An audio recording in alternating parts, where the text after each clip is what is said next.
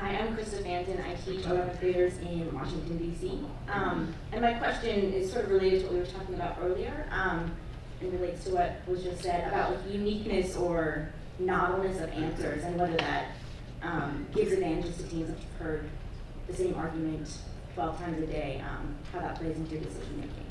Yes, it helps. Put yourselves in our position. Okay, we've gotten up early enough. Some of us didn't stay in the hotel. We have to get here at 7:30 in the morning. We have to hear 12 schools tell me whether the Senate debates of the 1850s were the greatest. You know, it's on a Saturday morning, okay? And I'm happy to do it, okay? Now think of it. Just think. How happy am I going to be the 8th time I've heard that they're the most important debates, and you haven't told me what else you've considered? Now, I mean, I don't think this is that hard. Putting yourselves, I sometimes do wonder what the teachers are thinking.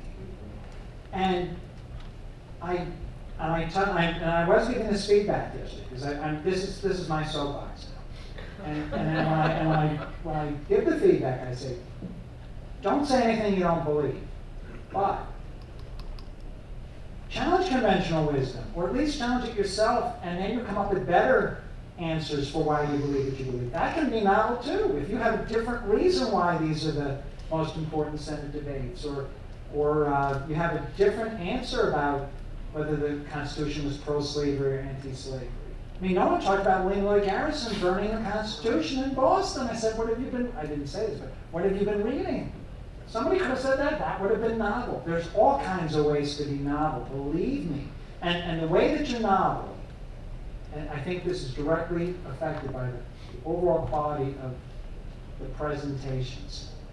The more depth you have of understanding of the issues in the question, the much easier time you're going to have being novel. Because you'll know something that somebody else doesn't know, and you can talk about something, and that makes it novel. And I also think that it's a great, talking about critical thinking exercise. If you can make a good argument why the quotation has missed something or is wrong, you're going to stand out. You're going to stand out, and that's only to your benefit. So I'm playing the game where the students play it. When I get the national finals questions, I immediately go to the internet. And I do a Google search, and I write down what I find. And if that's what I hear coming back at me in the national finals, I say, oops, mission control, we have a problem. Yeah, I mean, probably needs to be said that we're not idiots, you know, and it needs to be said.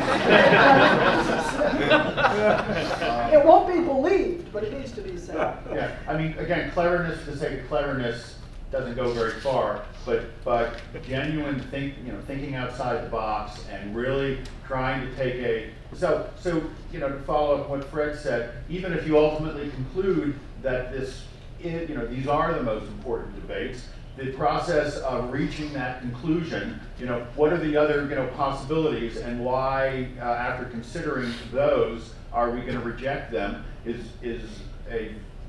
the makings of a very impressive erudite answer. Question up front. Hello, I'm Philip Sill from Greeley County, Kansas, and I have a question more for the center and for the judge's perspective. What I'd like to know, in my particular situation, I bring all my seniors, regardless of skill level, and I have a number that are on IEPs for disabilities. How do you address that when it's obviously you have members in the team that have trouble articulating due to their limitations? How does that affect the team's score? Because I know the kids really get real sensitive about it.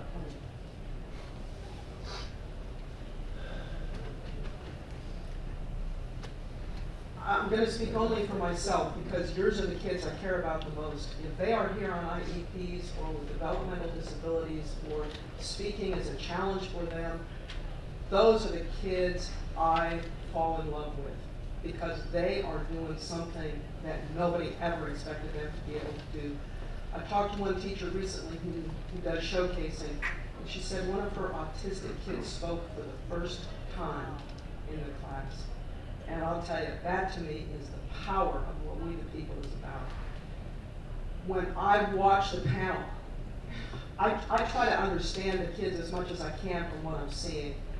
And I think 9 times out of 10, I can tell you who that student is or those students are who are living so far beyond anybody's expectation of them that when they participate, that is huge.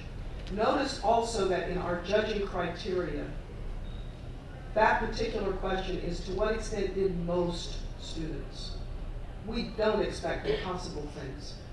So if you have a student for whom this is a huge struggle and simply participating in the written material is itself a huge achievement, I think we take that into account. We don't expect one student to dominate all of the follow-up, but we certainly are not going to be expecting that every student be involved, particularly if it's sort of evident, wow, something amazing already has happened. I know we don't get it perfect, but I think we do a pretty good job.